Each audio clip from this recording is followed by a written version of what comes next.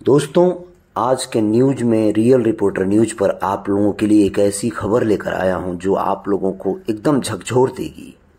हर उस जागरूक पिता, माता या परिजनों के लिए ये खबर है जो लोग अपने बच्चों के लिए बहुत मेहनत करते हैं, मशक्कत करते हैं। स्क्रीन पे आप ये दो तस्वीरें देख रहे हैं। ये जो सफ़ेद शर्ट में है उसका नाम मनीषा निषाद है और जो सिंदूर पहनी है, मांग भरी है, उसका नाम है रागिनी निषाद। दोस्तों, ये मनीषा है। मनीषा आजमगढ़ के उझौली घाट की रहने वाली है, उत्तर प्रदेश की। और ये इतनी विभत्स कार्य की है, इसका पहले आप लोग थोड़ा सा ये सब चैट देख सकते हैं। स्क्रीनशॉट है ये इंस्टाग्राम अकाउंट से उसके लिया गया है।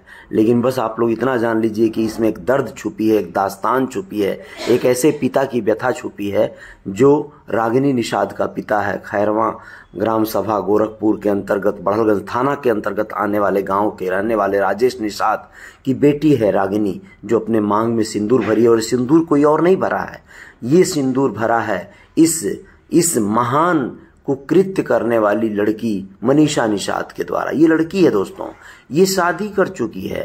किससे? इस रागिनी से। इसने अनाउंस किया है अपने इंस्टा अकाउंट पर। ये बात पहली बार नहीं किया है उसने। ऐसा इन लोगों का कहना है, राजेश निषाद और उसके परिजनों का, कि उनकी बेटी के अलावा भी उसके और भी कुछ बेटियों से, किसी बच्चियों से संबंध रहे हैं और वो उनके साथ भी इस तरह की हरकतें करती रही है। क्या इसमें कोई भयानक खतरनाक मंसूबा है मनीषा का? आप लोग सोच सकते हैं, लेकिन ये भी सोचने पर विवश होना चाहिए इस समाज को कि आखिर ऐसे बच्चे, इस कुंठित मानसिकता के बच्चे कहां से आते हैं। ये जो यहाँ चैट है, इसको आप लोग ध्यान से पढ़ेंगे तो समझ में आएगा। वो अनाउंस कर रही है कि हम लोग अब जो होना था वो हो गया है, शादी कर चुके हैं। बताइए, ये समलैंगिक संबंधों की मान्यता सुप्रीम कोर्ट ने दे का दिया। क्या शादियां वैध हो गई? अभी भी शादियां समलैंगिकता संबंधों में वैध नहीं है और शादी अभी मान्य या शादी करने की प्रक्रिया नहीं चल रही है। समलिंगी संबंधों, वो भी नाबालिग अवस्था में। रागिनी की उम्र लगभग 17 वर्ष है और उसे बरगलाकर, भुलवाकर ऐसा आरोप लगाया है उसके परिजनों ने कि यह लड़की उसे अपने वश में कर ली है। उसे पता नहीं कौन सा दिखाकर सब्ज बाग उसे अपने सपनों में घुमा रही है। जनवरी महीने में पहली बार वो उसे लेकर गई थी और शादी वगैरह के नाम पर अपने घर पे रखी थी। बहुत पंचायत हुआ था। राजेश अपने गांव खैरवा के अंगद निषाद और अन्य कुछ समाज सेवियों को लेकर पहुंचे थे। एक व्यथा गाने वाला पिता के बारे में बस यही कहूँगा कि वो मेहनत मजदूरी करते हैं, सूरत में रह के अपने बच्चों के लिए कमाते हैं। एक ही बेटी थी, 2 बेटे हैं। सोचे थे बड़े धूमधाम से शादी करेंगे, लेकिन बेटी ने अब किस दबाव में ऐसा किया, क्या उसको शौक या उसको चस्का लगा कि इंस्टा पर दोस्ती हुई, मनीषा निषाद के चक्कर में आ गई और वह उसके साथ जनवरी महीने में उसके घर चली गई। यह लोग आजमगढ़ पहुंचे, उझौली घाट, और वहां पर पंचायत हुई। तो मनीषा के पिता ने उसे दबाव दिया, उसे डांटा फटकारा और उसके बाद वह लोग अपनी बेटी को लेकर वहां से आए। समझौता हो गया था, पुलिस कंप्लेन भी दर्ज हुआ था। पुलिस वाले एक तरह से इस समझौते को मान्यता दे दिए थे।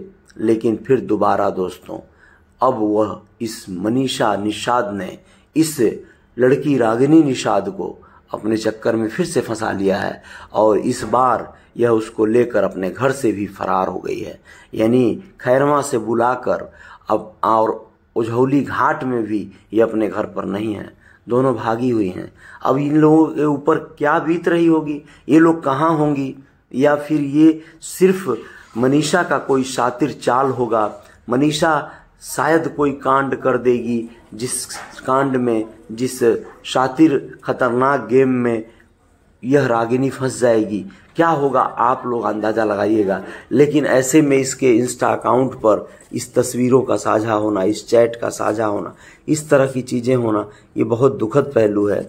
ऐसे बच्चे इस तरह से क्यों कर रहे हैं, कैसे, किस मानसिकता से ग्रस्त होकर कर रहे हैं, समझ के परे है।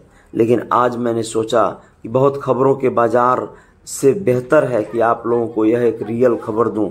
जब बात हो रही थी, मुझे फोन करके राजेश निषाद, जो कि मनीषा, जो कि रागिनी के पिता हैं, रोने लगे, बहुत दुखी हुए। वो बोले मेरे बड़े अरमान थे कि मैं अपनी बेटी की शादी करूंगा, लेकिन उस बेटी ने आज अगर वो किसी लड़के के साथ शायद भागी होती तो मुझे उतना दुख नहीं होता, मैं उसे मान्यता दे देता।